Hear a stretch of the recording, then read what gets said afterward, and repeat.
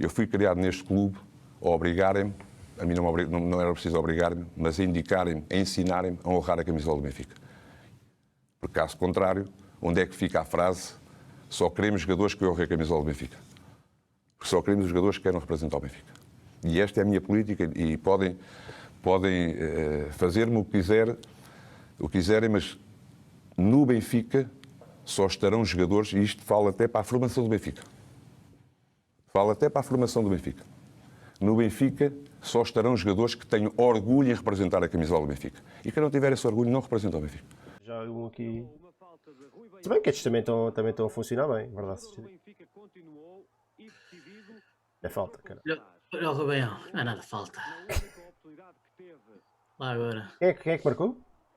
Rui Beião. Pois é. O novo Rui Costa até já marca golos. O único gol que o gajo marcou no Benfica tinha que ser este chouriço.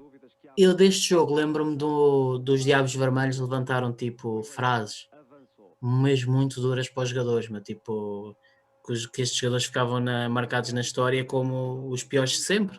E é verdade. O Benfica nessa altura estava a ver uma fase muito atípica. Problemas financeiros, problemas desportivos. Entretanto, eu comecei a jogar na equipa do Benfica. O sonho de qualquer miúdo, chegar à equipa principal de uma grande equipa, no meu caso, do Benfica. Toda a gente diz que o sonho é algo que toda a gente pode ter e isso ninguém nos pode tirar. Mas eu nunca na minha vida pensei em vir a alcançar, em estar a jogar ao lado dos meus ídolos e naquele mítico estádio, no antigo Estádio da Luz. A primeira vez que eu fui treinar tinha 17 anos, ainda era júnior de primeiro ano. O Mário Wilson veio treinar o Benfica temporariamente e o Nené era o meu treinador e ajudava o Mário Wilson na equipa sénior. Aí foi o princípio daquilo que considerei o realizar de um sonho. Tinha uma capacidade de ver o jogo. Antes de receber a bola já tinha olhado para o campo e já tinha 2, 3 linhas de passe definidas que eu poderia escolher. Acho que essa era a minha melhor qualidade. As más era irreverente, espontâneo, introvertido no sentido de guardar as coisas para mim, depois quando explodia acabavam por pagar todos. E a exigência que eu tinha para comigo era a exigência que eu tinha para com os meus colegas. Eu não gosto muito de falar assim, mas pronto, eu sentia-me superior aos outros, mas não tinha a capacidade de perceber que eles, se calhar, algumas coisas não conseguiam fazer como eu. E como era exigente comigo, exigia deles também. E depois, quando eles não conseguiam fazer essas coisas, explodia e reclamava. E pronto, acho que foi uma coisa má que fui melhorando ao longo da minha carreira. Tive essa capacidade de perceber que, pronto, que nem todos somos iguais, uns são melhores, outros são menos bons. Mas nessa fase de formação, essas más qualidades fizeram com que depois no futuro isso fosse ficando colado a mim. No Benfica, uma das coisas que eu mais detestava era o Roger. O Roger para mim era um jogador genial, mas era só com a bola no pé. Mano. Só jogava com a bola no pé. Porque defender está quieto. Isso para mim não é futebol. Tinha mais 2 anos de contrato com o Benfica. Eu saí, podia ter saído emprestado, mas eles não me queriam emprestar. E eu para estar na equipa A a fazer de conta ou a jogar na equipa B não me interessava. E então chegámos a acordo. Não tinha grandes propostas porque foi uma coisa ali de um dia para o outro. Quem tinha interesse em mim era o Varzim, realmente, onde eu depois fui. Na altura saía eu, o Pepa e o Jorge Ribeiro, saímos os 3. E todos consideravam, aquilo ali, o Varzim é uma ponte para irem para o Porto. Isso é mentira, não. Nem nós nunca tivemos nada assinado com o Porto. A única coisa, se houvesse algum clube interessado em nós, o Porto teria sempre uma palavra a dizer primeiro que todos esses clubes. Era a única coisa que o Porto tinha sobre nós. Se tivesse ouvido a oportunidade de ir para o Porto, eu tinha ido. Porque as pessoas têm que entender que Uma coisa é eu gostar do Benfica, sou benfiquista e isso nunca vai mudar. Mas eu tinha que procurar aquilo que era melhor para mim e para a minha família. E as pessoas têm que se pôr no meu lugar e no nosso lugar enquanto jogadores. Nós na vida temos de tomar opções e as opções que tomamos é sempre aquilo que nós achamos que é melhor para nós. Hoje, voltando atrás, teria feito algumas coisas diferentes na minha carreira. A principal é que nunca teria sido do Benfica. Foi o maior erro profissional da minha carreira, foi ter sido do Benfica. Eu saí com 22 anos, mas era muito ingênuo, muito verdinho. Apesar de na altura estar a viver uma fase muito má a nível de resultados, em termos financeiros, devia ter tido a percepção que o Benfica, mais tarde ou mais cedo, se iria reerguer. Procurei dar um rumo ou tentar melhorar a minha vida profissional, mas se pudesse voltar atrás, não era algo que eu não teria feito. Eu acho que deviam ter, entre aspas, como se costuma dizer, deviam ter cortado as vasas mais cedo. Devido às minhas capacidades e qualidades que tinha como jogador, permitiam-me fazer quase tudo. Eu usava e abusava de certas situações, coisas que se fosse um colega meu a fazer, nem lhe davam hipótese, mandavam embora. Infelizmente só me aconteceu isso aos 26 anos, quando fiquei sem jogar uma época, e a partir daí mudei radicalmente a minha maneira de ser. Colegas, tenho muitos, dou-me bem com vários. Aquele que eu considero mesmo amigo e único do futebol é o Pepa. Não tenho assim mais amigos. Num país com poucas referências na linha da frente, Pepa era um dos títulos mais cotados na bolsa de apostas para o futuro. E por isso, no mesmo dia em que fez 18 anos, o jovem avançado assinou contrato profissional com o Benfica e tornou-se o júnior mais bem pago da história do clube. Ganhava 1000 e tal contos, com 18 anos. Era muito dinheiro. E acredito que chegava ao fim do mês e não tinha dinheiro. Uma vergonha. Uma vergonha. Descontrolado fora de campo, Pepa continuava a somar sucessos no relevado. Depois de ter passado com distinção por uma peneira de milhares de candidatos a uma equipa restrita, chegou o dia de Pepa se tornar um dos poucos que chegam ao topo da pirâmide. Quando eu ouvi o meu nome, eu já tinha ido a um estágio no Algarve com os séniores, mas quando o Chalana diz que eu estava convocado para os séniores, no jogo à noite, se calhar não consigo agora explicar a felicidade que foi ouvir essa notícia. Não consigo, não sei. Não digo que é como sair um Euromilhões, porque não sei. É o atingir de um sonho, de um objetivo. Não dá para explicar assim o quanto feliz eu fiquei. Olha, belo passo para Pepa, pode marcar o Pepa na estreia, marcou! Pepa entrou e marcou! Como Jorge Cadete! Pepa, primeira vez que tocou na bola, foi para fazer o terceiro do Benfica. Um passe de João Pinto a desmarcar Pepa e aqui está o golo da tranquilidade, já em período de compensação. Ele nem queria acreditar, colocou as mãos na cabeça, ajoelhou-se e disse: melhor era impossível. O passe é magnífico, a desmarcação também, Pepa domina muito bem a bola e depois perante Tó Luís.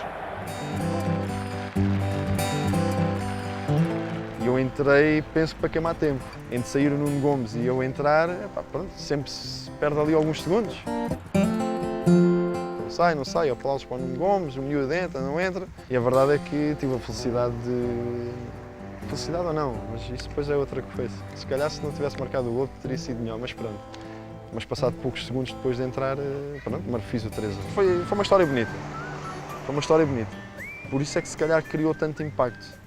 No dia a seguir foi nas três primeiras páginas dos três desportivos, dos diários.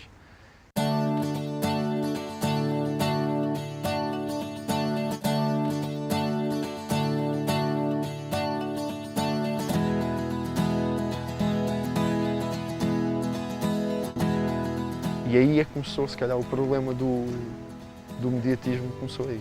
Com esse golo, com essas três páginas, primeiras páginas. e aí tornou-se um bocado...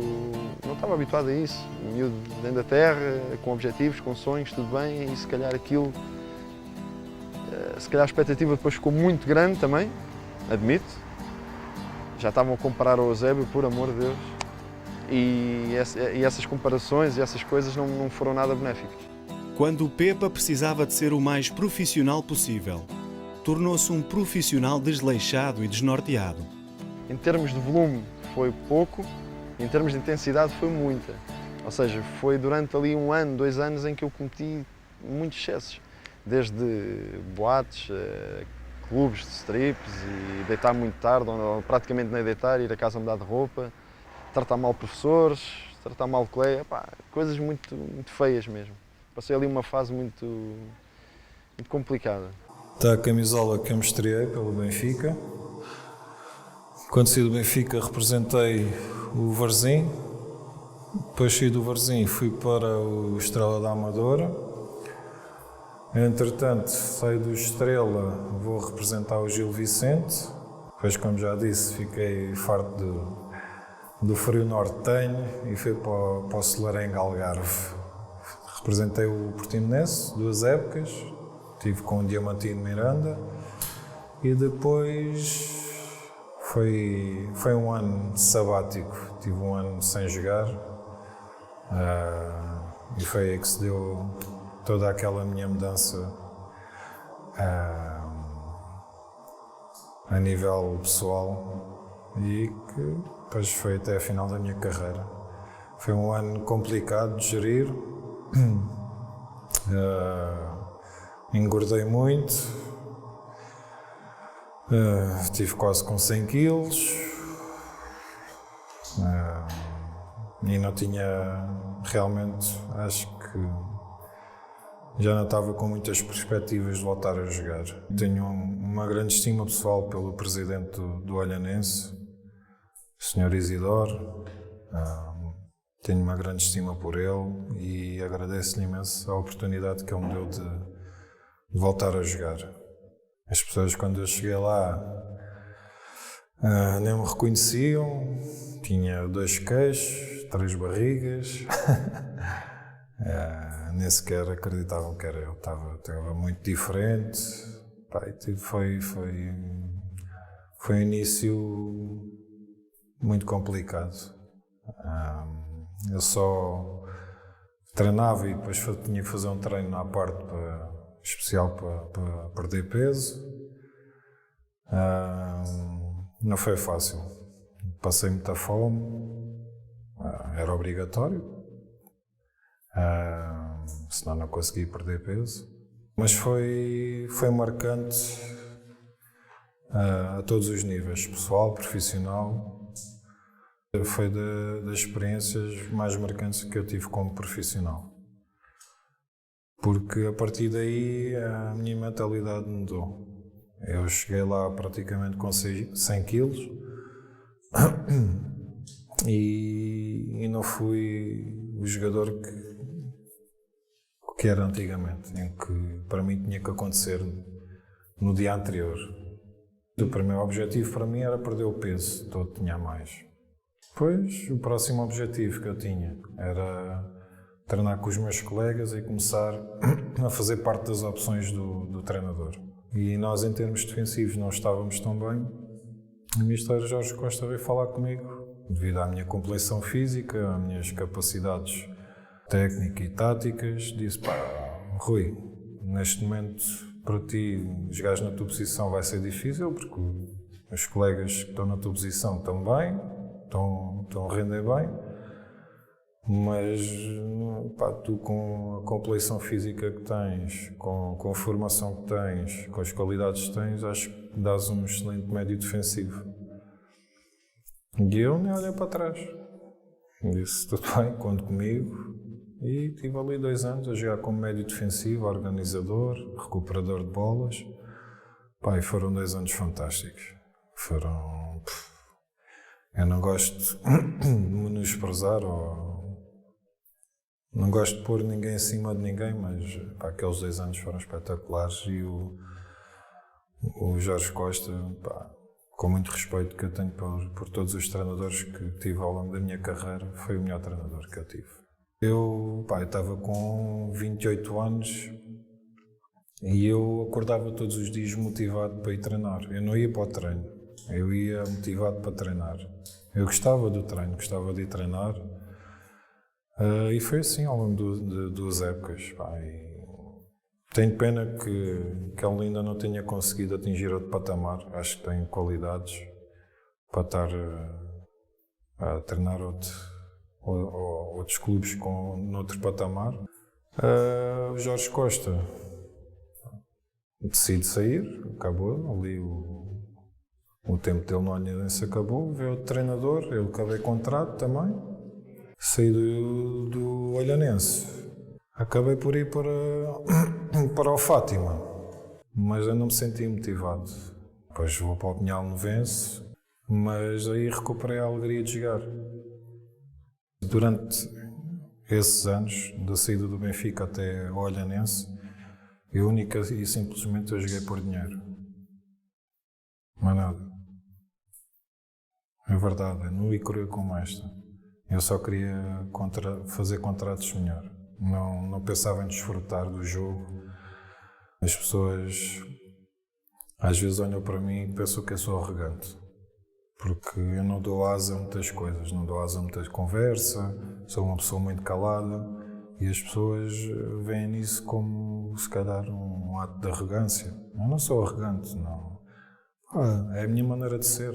Só que pronto, aquela imagem que ficou de mim, isso eu nunca vou poder apagar. Infelizmente, é uma imagem que vai ficar marcada para mim. Tentei modificá-la, não vale a pena.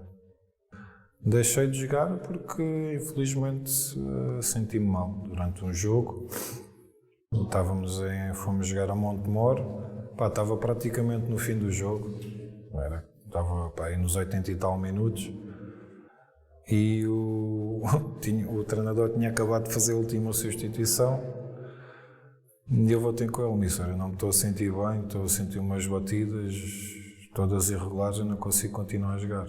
E ele pensou que eu estava a gozar com ele. Aguenta-te lá, fica lá, que isto está mesmo a acabar. Eu não aguento, não consigo, eu estou com medo de cair para o lado. E saí do jogo. Entretanto, depois foram lá os bombeiros, não sei o quê. Passado isso, depois fui fazer exames, vários exames,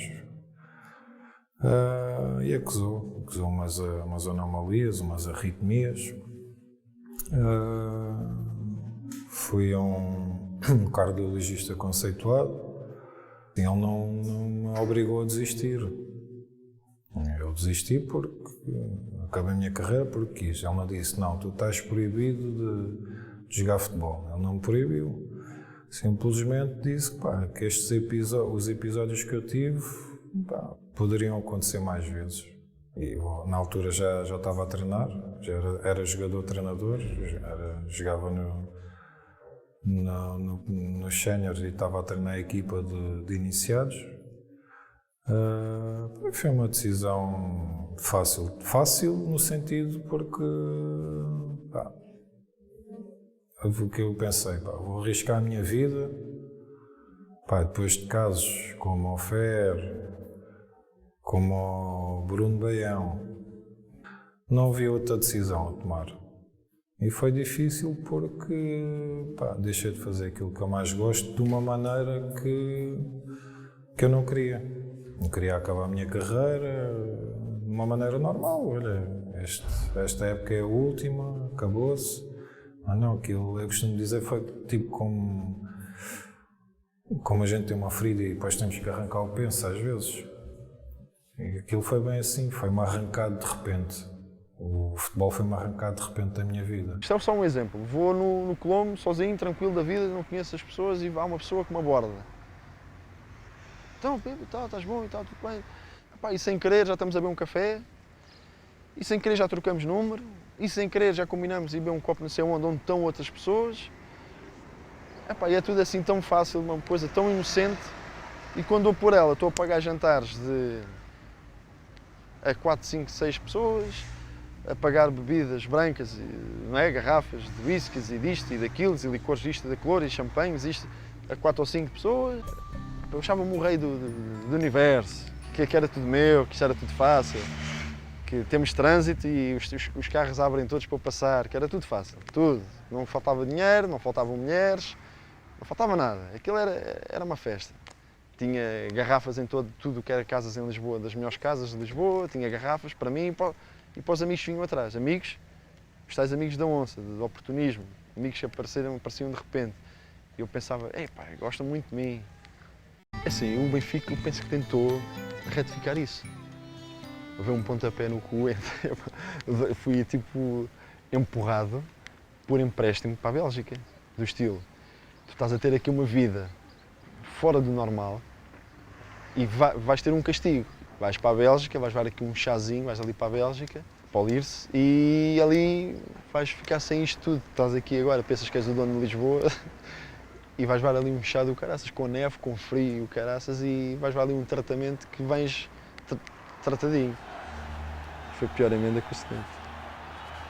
É a mesma coisa, pegas num doente, sai de um hospital, vai para o outro hospital, se calhar para tratar tem a especialidade do problema que esse doente tem, só que chegas a esse hospital e ainda ficas pior. Foi o que aconteceu comigo. Saí de Portugal, de Lisboa, para ir para um país diferente, para ver se acalmava e se calhar não me fez bem nenhum.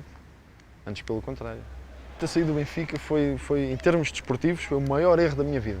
O maior erro da minha vida. E fui levado por, miúdo, por um empresário. Por um empresário. Mas há amizade? Eu pensava que havia. Não, há negócio. E se um jogador ficar no mesmo clube 5, 6, 7, 8, 10 anos, para o empresário não vale nada. Não vale nada. Não há transações, não há transferência, não há nada. Tinha mais 4 anos de contrato com o Benfica. O Benfica, nessa altura, queria fazer comigo aquilo que eu acho super correto, que é emprestar. Tinha um clube para mim, da segunda Liga, e eu hoje vejo, era o ideal para mim. Porque nesse ano que eu vim da Bélgica e quis mesmo entrar na vida que devia ter como futebolista, quis começar a levar aquilo a sério, comecei a ter problemas físicos. Foi um bocado, quer dizer, quando fazia tudo e mais alguma coisa, não me doía nada. E quando comecei não, agora vou levar isto a sério, comecei a ter problemas físicos. Eu todos os anos tinha que ser operado, infelizmente. Ou isto, ou aquilo, ou aquilo outro, sempre. Foi sempre a cair, sempre a levar porrada, mas ele levantava-me sempre, sempre. Caía, levantava-me, até que em Olhão foi, levantei-me 1, 2 vezes, mas não tive hipótese. Eu depois, quando saí do Olhanense, não tenho vergonha nenhuma, fui ao centro de emprego. Estive a receber o subsídio de desemprego, sem problema nenhum. Mas eu tinha descontos. Tinha colegas, por vergonha, não iam ao centro de emprego porque pensavam que mas não há problema nenhum, é uma coisa perfeitamente normal. Eu fazia descontos para a Segurança Social, para o IRS, etc, etc. Então vamos embora, fui lá saber os descontos, estava tudo certo, estava. Então pronto, quero exercer o meu direito como cidadão. Eu tive ajuda, não tenho vergonha nenhuma de dizer, tive ajuda. O meu pai chegou-me a emprestar, não, o meu pai não me empresta, deu-me dinheiro. Foi complicado. Faltar dinheiro para pagar a renda da casa ou para comprar comida é horrível. Eu tenho 3 filhas e isso é que é complicado. Isso é uma parte, agora estamos a chegar aqui, uma parte da história, essa parte é que me custou muito. O que é que eu fiz depois daí? Terei o curso de treinador, terei o primeiro nível, terei o segundo nível, terei um curso de informática profissionalizante. Tenho que andar para a frente, não há hipótese. E fui a estágios, fui a seminários, colóquios. Teve que ser. Entretanto, também fiz o 12º ano. Tenho estado sempre assim, sempre a andar para a frente, sempre aconteceu. Errei. Assumir os erros, levantar a cabeça e andar para a frente. É a melhor maneira. E andar para a frente, mas muito melhor, porque aprendi com as coisas. E ter passado por isso, esses oportunistas, esses parasitas, esses chameçugas, que é mesmo isso que eu chamo essas pessoas, o reconhecer que essas pessoas não interessam para nada, fez com que eu, agora, seja um viciado em poucas pessoas.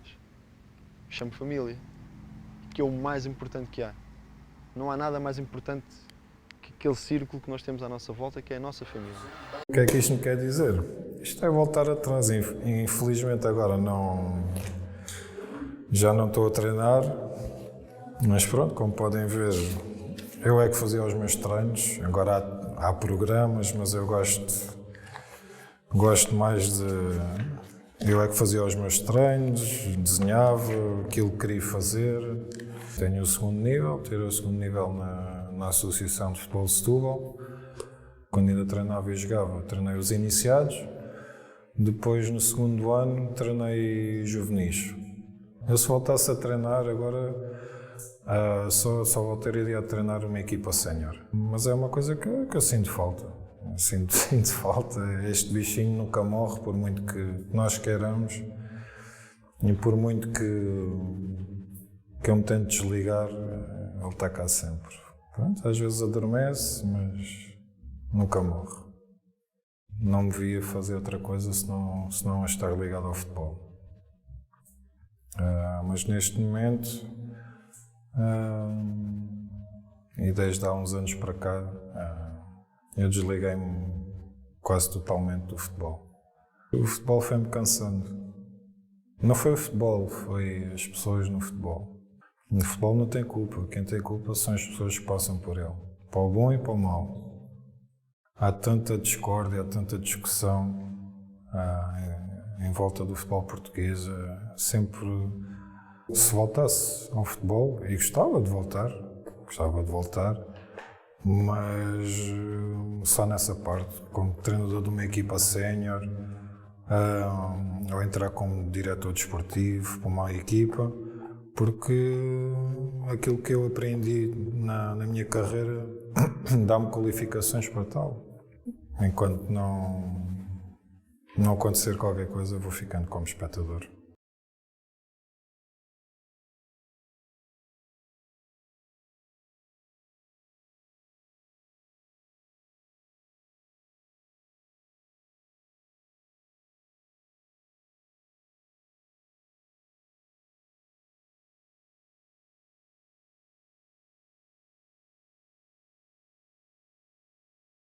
Estou a sair da minha casa, entro na via rápida, é um percurso rápido para o meu trabalho, 15 minutos no máximo. Neste momento não estou ligado ao futebol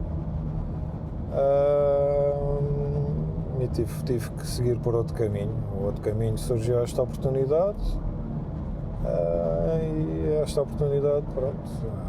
É aquilo que tive que me agarrar a isto para que não falte nada, nem à minha mulher nem aos meus filhos, porque eles são as prioridades máximas da minha vida. Estou a trabalhar na Benteler, que é no Parque Industrial da Alta Europa. É uma fábrica que produz componentes para a Alta Europa. No nosso caso, nós produzimos os para-choques frontal e traseiro. Produzimos o pilar B, que é este pilar onde assenta onde vai ser instalado o cinto de segurança. Fazemos também a parte onde vai ser instalado o tabuleiro do carro e a coluna de direção. E depois há ainda uma outra parte que produz a parte da ventoinha do carro e dos faróis. Trabalho por turnos, 3 turnos. Um trabalho que é fisicamente muito cansativo. E basicamente o meu dia a dia é esse, é trabalhar, descansar e estar com a minha família. É este o meu dia a dia.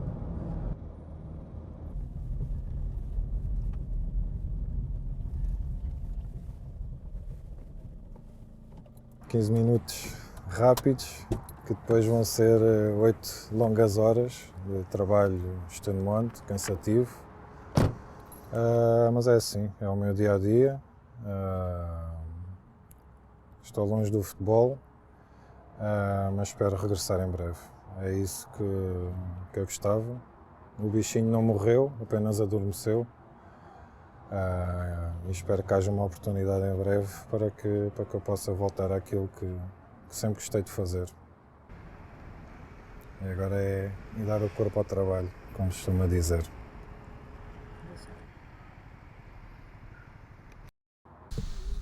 Apesar de tudo, Pepa não conseguiu largar o vício do futebol e tornou-se treinador de júniores de um clube de Aveiro virado exclusivamente para o futebol de formação, o Taboeira. Ora bem, pessoal, vamos lá ao que interessa. Olha, junta aí. Junta lá. Nomes é que eu ainda calma aí, mas eu digo uma coisa. Eu no fim desta semana, nomes todos. Fábio, não, Fábio sabia. Capela, não, Capela. Capela não sabia. Sabia. Estás com um corte diferente, não estás? Capela, António, Lucas, falei contigo, falei com quase todos. João o quê? João Pedro. PP. Olha, só a tua pala, vocês vão me chamar para mim, não é por Pepa, não dá. Não quero cá confusões, que é para tu não teres desculpas. Ouviste? Ouviste ou não? A ti, como é que me tratam ele? PP, não é? Então pronto, a mim vão-me tratar por Mister. Mas não é você, nem senhor, está bem? É tu. Aqui não há cá, o respeito não se vê no senhor nem no você. Estão a perceber? Eu não ligo a isso. Este é o público-alvo que Pepa escolheu para passar a mensagem do que está para vir. E é por causa deles que o jovem treinador acaba por fazer viagens constantes por um passado do qual se arrepende. Nós só vivemos uma vez e a vida passa. Isto não é como o comboio. É às 10 horas o comboio parte do Porto para Lisboa. Pimba, chego lá às 10h01. O comboio partiu, mas eu sei que às 11 horas passa outro comboio. Epá, olha, apanho das 11. Aqui não. O comboio da vida só passa uma vez. Só passa uma. E não aproveitei, é aí que eu queria chegar. Eu não aproveitei o que tinha de bom para uma atividade, para fazer uma certa coisa, era aquilo. E eu não aproveitei. Não aproveitei como até estraguei. E de repente eclipsou-se. Acho que é feito dele. É verdade. Estou aqui a justificar e a explicar o porquê, mais ou menos de tudo e mais alguma coisa, mas sinto-me frustrado. Não é bem frustrado, é triste por não ter aproveitado a oportunidade que tive e sei que nunca mais a vou ter. Nunca mais, acabou. Não passa o comboio, não passa 2 vezes. Acabou mesmo. Foi esta história que Pepa começou a partilhar com os mais jovens. Ora bem, pessoal, vamos lá ao que interessa. Olha, junta aí. Junta lá. Primeiro enquanto treinador de júniores de um clube de Aveiro virado exclusivamente para o futebol de formação, o Taboeira. A mim vão-me tratar por Mister. Mas não é você, nem senhor, está bem? É tu. E depois por clubes e escolas que passaram a recorrer à experiência pouco profissional de Pepa para salvaguardar o futuro dos candidatos ao mundo do futebol. E depois o que é que aconteceu? Fui convidado para ir a algumas universidades, a clubes, e eu ia com todo o gosto. Depois era tipo uma missão, passar o testemunho. E até que fui ao Benfica também ter uma conversa com os miúdos no centro de estágio. Depois da palestra, Pepa recebeu um convite para trabalhar no centro de estágio. Foi a oportunidade de provar ou de mostrar às pessoas do Benfica, lá dentro, porque para fora é impossível. Tantos milhões de adeptos eu não consigo não conseguia. Mas pelo menos às pessoas que trabalhavam lá, que aquela última imagem que o Pepa tinha deixado estava errada. Era uma oportunidade de ouro. Estão lá dos melhores treinadores da formação em Portugal. Eu tenho uma oportunidade aqui de aprender muito com pessoas, com treinadores muito competentes. Abrangia tudo um pouco ainda e também ainda trabalhava como adjunto no campo, em 2 escalões diferentes. Era perfeito. Era impossível dizer que não. Então, eu quando acabei a formação, eu tinha dito para mim, eu gosto muito de miúdos, gosto muito da formação, mas para mim, chega. Chega não é por estar farto. Queria experimentar séniores. E tive a felicidade de ir para o Tondela, com o Filipe Moreira, com o Luís Freire e com o Zé Barbosa. Foi uma aventura incrível. Eu passei lá muito frio, que eu depois eu tive de dizer ao Luís Freire e ao Zé, tenho que ficar em vossa casa, que o que eu recebo, eu tenho que ir a subir a A25 de carro, mas para baixo tenho que pôr em ponto morto para poupar gasóleo. É que era mesmo assim. Ou seja, são sacrifícios pela paixão. E chego a Tondela, tive uma experiência brutal nos séniores, foi quando me cruzei contigo. E depois tive a felicidade de ter o convite do Benfica. E foi aqui que eu pensei, vou ou não vou para a formação? E eu senti a necessidade, em termos de periodização tática e metodologia de treino, eu sentia que era algo que eu precisava de melhorar. Sentia. É algo que eu tenho que melhorar. Porque em termos de comunicação, de liderança, de saber estar, de frontalidade, de experiência de vida, eu já tinha uma bagagem porreira. E isso vamos tendo todos os dias. Eu costumo dizer que o burro é o animal, que é nasce burro, morre burro. O ser humano só é burro sempre se quiser, não é? Portanto, eu tive a oportunidade, eu até tenho aqui, eu sei de cor, mas eu apontei aqui, mas eu sei todos de cor. Os coordenadores, quando eu cheguei ao Benfica, do futebol de especialização, ou seja, dos iniciados para cima, eram só o mestre Jaime Graça, falecido Jaime Graça, uma coisa impressionante. Eu lembro-me de estar a ver jogos com ele, ou da seleção, ou dos júniores, ou dos juvenis. Ele aos 5 minutos de jogo dizia assim: aquele lateral vai ser por ali que nós vamos ganhar o jogo, que aquele gajo não se aguenta. Não se aguenta fisicamente, não se aguenta com os nossos jogadores. Não é? E eu assim, mas mister, ainda agora começou o jogo, vais ver. A verdade é que esse lateral que ele disse, aos 20 minutos de jogo, estava com a língua de fora e não sabia por onde é que sabia de virar. E eu assim, mas Jesus, mas como é que é possível? É experiência, é sabedoria, é um dom. Aquilo para mim é um dom. Que eu não vi nada. Eu fiquei a olhar para o lateral durante 15 minutos e não vi nada. Mas pronto, ele... E depois tínhamos o coordenador, o professor João Santos, que teve muitos anos também na seleção, era coordenador também e treinador de júniores. Tinham coordenador da iniciação, que é os escolinhas, até os infantis, o Rodrigo Magalhães, outra bomba. Depois era treinador de infantis, Filipe Coelho, treinador de iniciados B, Luís Araújo, treinador de iniciados A, onde eu era também treinador adjunto, Luís Nascimento, treinador de juvenis B, Renato Paiva, treinador de juvenis A, Bruno Lage, treinador de júniores, professor João Santos, e depois com o João Tralhão, onde ele também era treinador de júniores. Depois havia Zé Gatos, Basto Lopes, Valides. E eu pergunto, quem é que não vai aproveitar? Eu tive 3 anos a viver no Seixal, lá dentro, com os miúdos. Eles volta e meia queriam fazer motins e eu para cima deles. Eu cheguei a estar 3 semanas dentro do Seixal sem sair de lá. Porquê? Era apaixonado por aquilo e quis beber ao máximo. Eu aprendi com treinadores, com fisiologistas, com nutricionistas, com psicólogos, com assistente social, com cozinheiros, que eu até na comida tinha que estar a ver o que eles comiam e o que não comiam, com os da limpeza, porque também estava responsável também pelos quartos. Foi de uma aprendizagem tão boa, tão grande, eu depois de passar 3 anos, também não aguentava mais. Estava longe da família, não tinha vida nenhuma, e a vida passa, e as minhas filhas também a crescer, e se calhar à conta disso, se calhar com a mais velha também perdi um bocado de... Pronto, mas estava, eu também precisava trabalhar, mas mais do que trabalhar era uma oportunidade única de beber conhecimento. E depois acabei por sair para a Distrital. Foi quando disseram que era tu és maluco da cabeça, pá. Quem é que sai do Benfica para ir para a Distrital? E eu dizia, tem que ir para a selva. Porque aqui tem-se tudo. É verdade. Muito bom trabalho com essa Distrital. Tinha que ir para a Distrital, começar de baixo, porque eu não joguei a um nível, não cheguei a um patamar onde pudesse começar logo, e não estou a criticar ninguém, atenção, que há muito bom treinador que começa logo na Primeira Liga. Eu só estou a dizer eu não tinha nome, nem currículo, nem estatuto, nem nada, para começar a treinar numa segunda liga, na Primeira Liga.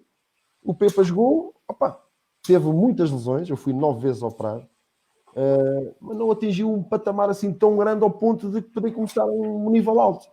Então vou ficar à espera de quê? Que me batam à porta? Quem é? Olha, é o futebol, queres vir treinar? Não. Tive que ir eu à procura. E fui atrás, e depois pronto, foi. Em São João foi uma coisa de outro mundo. Aquilo foi incrível. Agora, tem que ser melhor treinador do que fui como jogador. Isso aí é um desafio também que eu meti na cabeça desde muito cedo, porque quando eu quis levar as coisas a sério já foi um bocado tarde e, portanto, eu não tenho vergonha nenhuma, nem nada que se pareça do que da infelicidade que eu próprio procurei. Eu não vou buscar exemplos do Vítor Batista. Por exemplo, é um exemplo. Vou buscar exemplos, coisas que eu passei. Eu não tenho problema nenhum em dizer ao jogador, eu fiz cagada, pá. Eu fiz isto quando tinha a tua idade. Eu percebo que estás a fazer isso, mas ouve lá, não faças isso, não vale nada. Isto é tão rápido, tão rápido, tão rápido. Quando a gente esfrega o olho, de repente damos por ela, temos 30 anos. Uma vez, 2 vezes, 3 vezes, 4 contra a parede, pá, se eu continuar a ir contra a parede, então já é um problema meu. O Rebocho ouviu a tua história? Ouviu,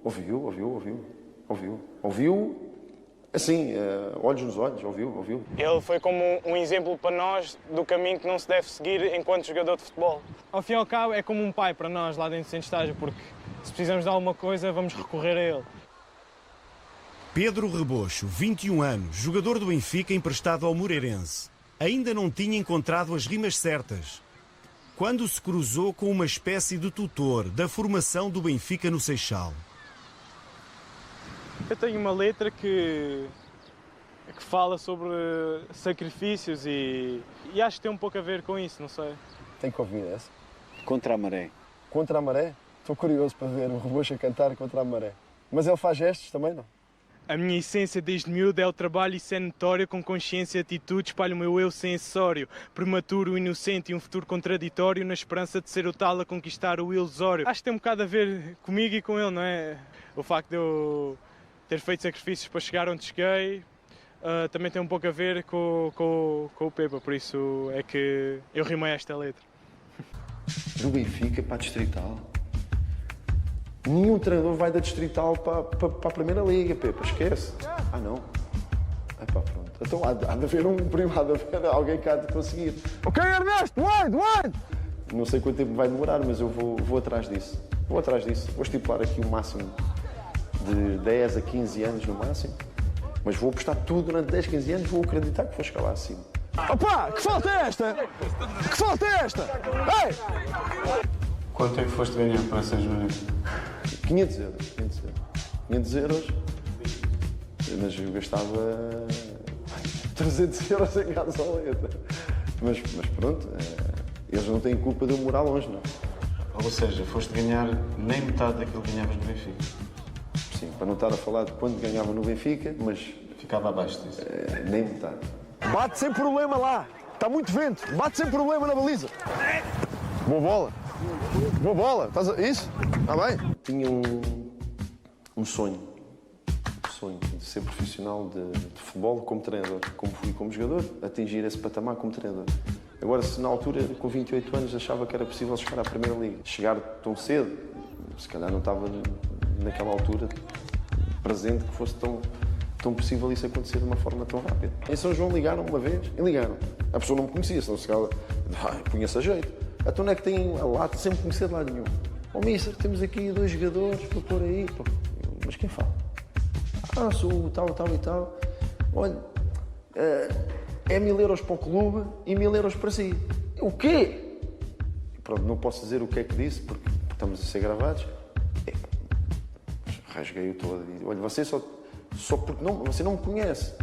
Sei que teve a lata e o descaramento de fazer um telefonema desses com esse tipo de conversa. Desculpe, mas olha que isto é normal no futebol. É normal? Então, mas comigo não é normal. Foi a primeira e a última vez que você me ligou. Às vezes as pessoas perguntavam porque é que eu levava tão a sério coisinhas simples. Independentemente do patamar, eu tentava ser o mais organizado possível, o mais exigente possível, e eu acreditava que queria estar preparado para o passo seguinte. Pepa e companhia de São João da Madeira sagraram-se campeões distritais e subiram ao Campeonato Nacional de Séniores. Até que um dia, o treinador recebeu um telefonema do futebol profissional do Feirense. Isso chegou aos ouvidos dali perto e o presidente, o Rodrigo Nunes, ligou-me num dia que eu na altura até respondi mal, pensava que estavam a gozar comigo. E ele identificou-se, o presidente. Eu, quem?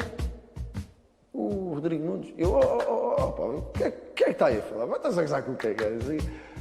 E ele continuou a falar e eu associei a voz, que eu tenho assim uma voz rouca. E eu ouvi melhor, peraí, se calhar é mesmo.